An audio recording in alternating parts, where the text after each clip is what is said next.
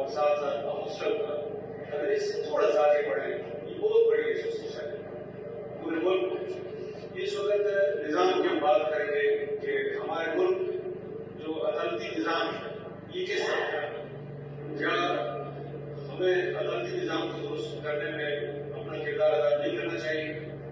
سب سے پہلے ریڑھ کی ہڈی ہوتی ہے عدالتی نظام، ایلیگیشن ہے جو اس وقت میرے خیال میں پورے ملک میں ایک بہت بڑی مصیبت کہہ سکتے ہیں، مصیبت بنی ہے بالخصوص سپریم کورٹ کے حوالے سے، اور اس کے بعد ہماری جو ہائی کورٹ سے وہاں ایک باقاعدہ جو کردار ہے لائرس کا وہ ادا نہیں ہو رہا۔ اسی لیے اب آج ہم فرمائیں کہ سندھ سے اور اس کے بعد جو پنجاب سے جو میرٹ کی جو وائلیشن تھی، تیسرے عہدے نمبر کے جج کو اٹھانا اور اس کو سپریم کورٹ میں لے جانا، تو ہم اپنی لوگوں کی جو فائلیں لگا کے جاتے ہیں سپریم کورٹ سے کہ انصاف ہو، وہ کیسے جب وہ خود اپنے آپ سے انصاف نہیں کر سکتا تو ہمیں انصاف کیسے دے؟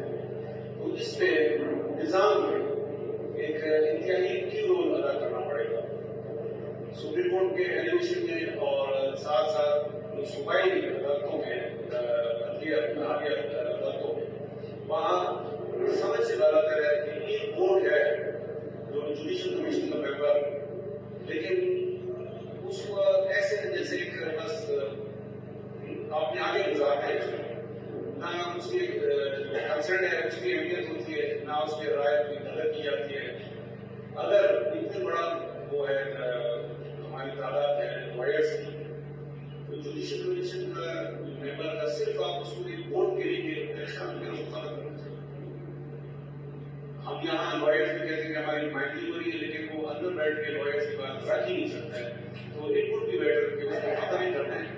طریقہ کار اس سے جو پہلے تھا جوڈیشل کمیشن سے پہلے، وہ پھر بہتر طریقہ کار ہو، جس سے جس پروسیس سے نکل کے آتے تھے اور ایلیگیٹ ہو کے کام کرتے تھے، آج سے اس وقت اس میں اور اس میں زمین آسمان کا فرق ہے، اس میں بہتری لائی جا سکتی ہے۔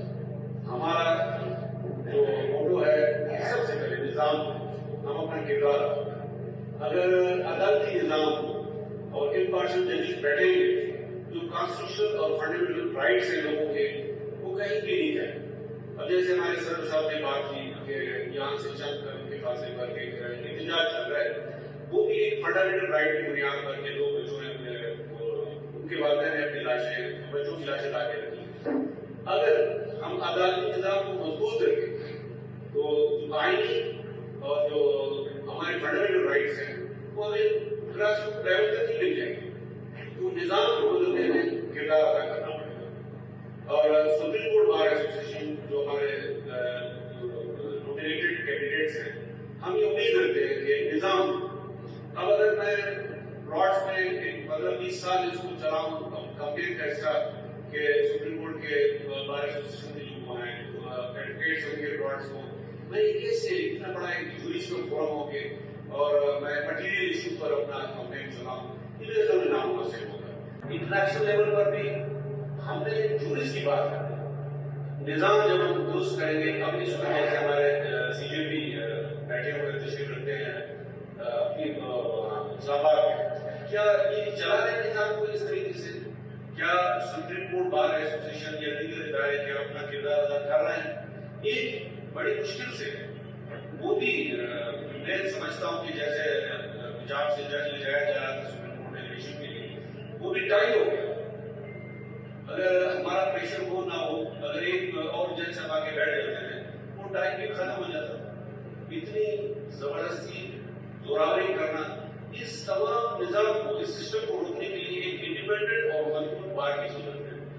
وہ انڈیپینڈنٹ اور مضبوط بار بھوپلا ہی منتخب کر سکتے ہیں کہ میری بہترین نمائندگی کون کر سکتا ہے۔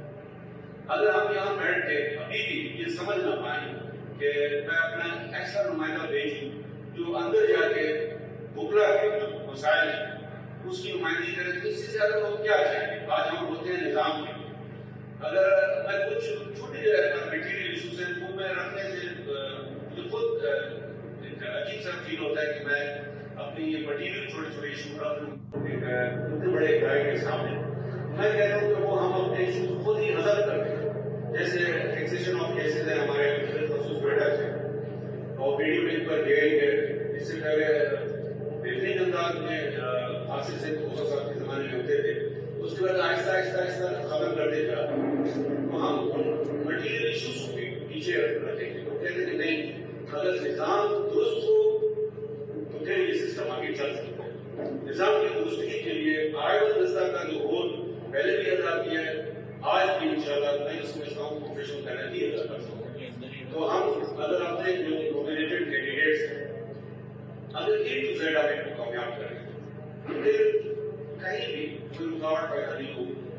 کہیں بھی کوئی ہم وہ نہیں کر سکتے کہ میرے پاس پورا بڑا دستہ نہیں ہے تاکہ میں آگے چل کے اس پر بات کر سکوں. تو میرے خیال میں اس وقت موضوع ترین کینڈیڈیٹ پروفیشنل پینل کے حوالے سے مرکزی لیول پر سردار عبداللطیف موسیٰ صاحب اور اس کی پوری ٹیم جو عبداللہ خان صاحب نے بیان کی ہے وہ انشاءاللہ نظام کی تبدیلی اور بہتری اور جو ایشوز بنیادی ہم محسوس کر رہے ہیں صرف وڈا میں نہیں پورے پاکستان میں ایلیگیشن اور سپریم کورٹ کا کردار اس کی اندر ان دونوں میں میرے خیال میں پروفیشنل پینل ہی اپنا کردار ادا کر سکیں گے. اور میں تمام جو ساتھی یہاں تشریف فرمائیں وہ میرے پینل کے یا ہم دوسرے جو ساتھی ان سے بھی درخواست کر سکتے ہیں کہ آپ خود ہی انتخاب کر رہے ہیں. کیونکہ ہم جب خود میں اپنی ذات میں لیڈر ہوتا ہے وہ خود ہی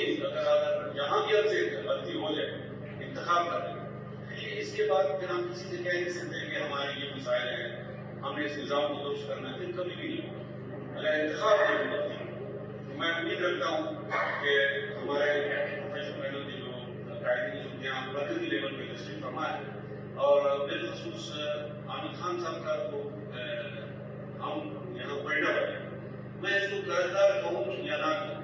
کبھی کبھی کہہ سکتا ہوں کہ نہیں ان کا فرض تھا ایسے بھی وکیل اور یہ انہوں نے اپنا فرض بہترین انداز میں نبھایا.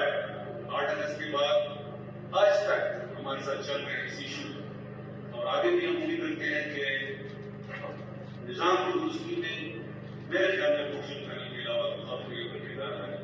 آپ سب کا بہت شکریہ.